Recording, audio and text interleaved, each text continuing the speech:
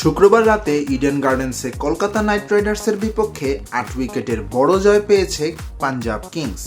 এই ম্যাচে শুধু পাঞ্জাবের জয়ই নয়, বরং একের অধিক রেকর্ডের দেখাও পেয়েছে ক্রিকেট বিশ্ব। টি-20 ক্রিকেটের ইতিহাসে সর্বোচ্চ ২৬১ রান তাড়া করে জেতার নজির গড়ল পাঞ্জাব। এছাড়াও দুই দল মিলে এই ম্যাচে মোট ছক্কা মেরেছে ৪২টি, যা যে কোনো টি-20 ম্যাচে সর্বোচ্চ ছক্কার রেকর্ডও। রেকর্ডময় এই ম্যাচে জয়ের পর পাঞ্জাবের অধিনায়ক স্যাম কারান জানিয়েছেন নিজের অভিমত।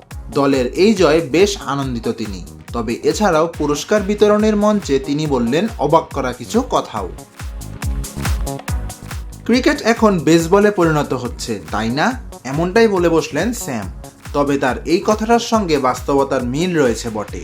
এবারের আইপিএলে প্রতি ম্যাচে যেভাবে রান আর ছক্কার বন্যা বইছে, তাতে ক্রিকেট খেলাটা দেখতে অনেকটা বেসবলের মতোই দেখাচ্ছে।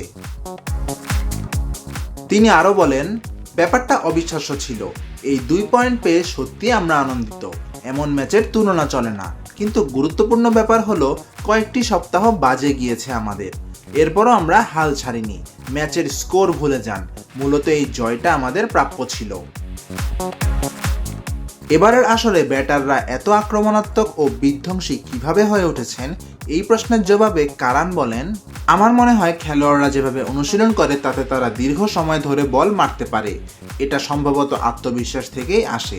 এর পাশাপাশি কোচ এবং আমরা যেভাবে অনুশীলন করছি সেসব বিষয় তো আছেই। সামিন মোহাম্মদ আনান, স্পোর্টস বাংলা।